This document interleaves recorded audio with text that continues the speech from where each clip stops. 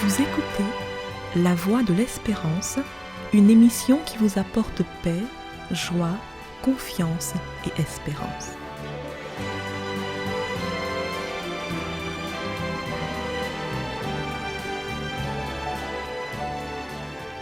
Bonjour la Guyane et bonjour à tous depuis la Guyane. À qui irions-nous? Cette question qui a été posée par l'apôtre Pierre voilà plus de 2000 ans est plus que d'actualité aujourd'hui dans notre monde. À qui irions-nous? Vers qui pouvons-nous nous tourner pour supporter cette vie, ses tracas, ses difficultés et ses défis?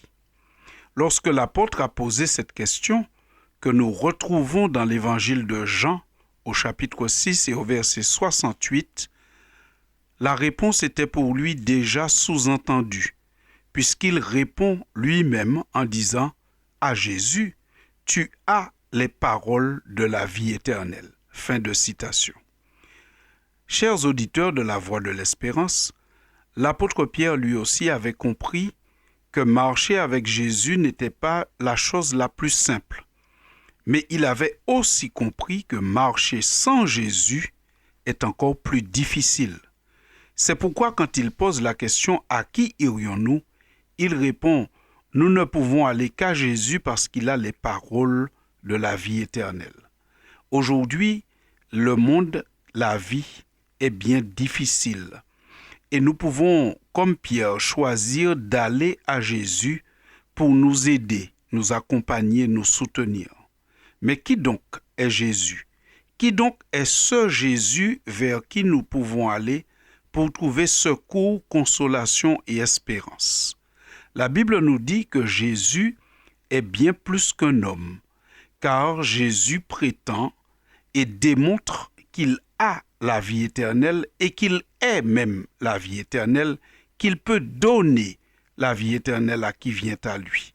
Jésus n'est pas juste un homme, il est un homme, mais plus qu'un homme.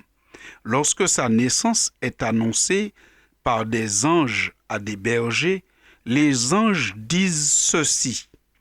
C'est aujourd'hui dans la ville de David qu'il vous est né un sauveur qui est le Christ, le Seigneur. Fin de citation. L'ange introduit Jésus dans le monde en disant qu'il est un sauveur, qu'il est le Christ et qu'il est le Seigneur.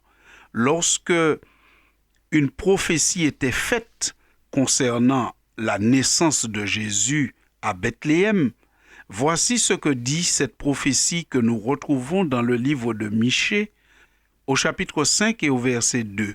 « Et toi, Bethléem Ephrata, petite entre les milliers de Juda, de toi sortira pour moi celui qui dominera sur Israël et dont l'origine remonte aux temps anciens, au jour de l'éternité. » Fin de citation.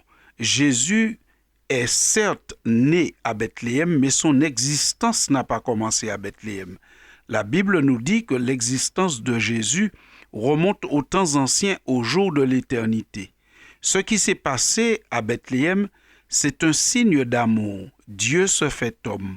Jésus devient Emmanuel, Dieu avec nous. Il s'incarne parce que c'est l'occasion pour lui de démontrer son amour et son attachement à l'homme qu'il a créé.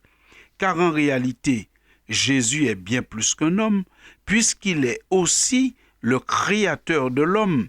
C'est ainsi que la Bible dit dans l'Épître aux Hébreux, au chapitre 1er, qu'après avoir parlé aux hommes, à plusieurs reprises et de plusieurs manières au travers de prophètes, Dieu, dans ces derniers temps, nous a parlé par le Fils qu'il a établi héritier de toutes choses, par lequel il a aussi créé le monde. Fin de citation. Jésus est un homme, mais il est Dieu incarné. Il est le créateur de l'homme venu parmi l'homme pour lui montrer son attachement et lui ouvrir une porte pour le salut. Jésus, en plus de sa puissance et de sa divinité, a une qualité qui nous permet d'aller à lui, qui nous incite même d'aller à lui. C'est que Jésus a un cœur tendre. un cœur qui n'est pas insensible, un cœur qui est touché par la misère humaine, un cœur qui répond aux prières des hommes. Nous en prenons connaissance dans le livre de Marc, dans l'évangile de Marc, au chapitre 1er, lorsqu'un jour Jésus rencontre un lépreux qui vient à lui, et ce lépreux lui dit d'un ton suppliant, « Si tu le veux, tu peux me rendre pur. » Et le narrateur de l'histoire, Marc, donc, dit ceci. Jésus, ému de compassion, étendit la main, le toucha et dit, « Je le veux, sois pur. » Aussitôt la lèpre le quitta et il fut guéri. Fin de citation, Marc 1, verset 41. Jésus est donc présenté non seulement comme Dieu parmi nous, comme étant créateur, comme étant existant depuis toujours, mais surtout comme étant capable d'être ému par la misère de l'homme qui lui est présentée, et là, il intervient. Il est non seulement touché, mais il a le pouvoir d'agir parce qu'il est Dieu. Aussi, si nous reprenons la question de Pierre, à qui irions-nous?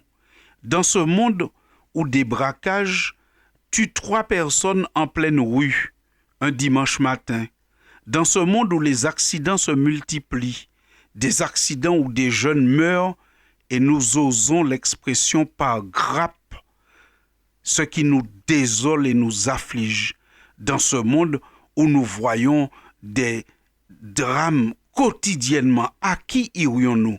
Comment pourrions-nous faire pour supporter tant de violence, tant de souffrance, tant de peine? Simplement, en reprenant la même réponse que Pierre. À qui irions-nous? À toi, Jésus, car tu as les paroles de la vérité. Tu as la puissance de la divinité, tu as le cœur tendre, tu as le cœur plein d'amour de la divinité, et cette puissance et cet amour, tu le mets au service de l'humanité pour nous consoler, nous fortifier, nous encourager.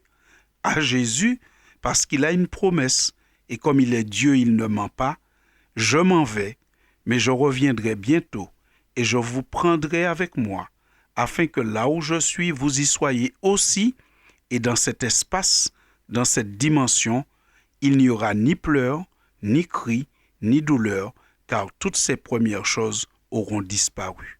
En attendant ce monde merveilleux promis par le Seigneur, unissons-nous et prions pour ceux qui souffrent, les familles touchées par le deuil. En attendant, je vous dis, chers auditeurs de la Voix de l'Espérance, bon courage et à très bientôt pour une prochaine chronique. Merci pour votre écoute. Amour qui ramène l'espoir.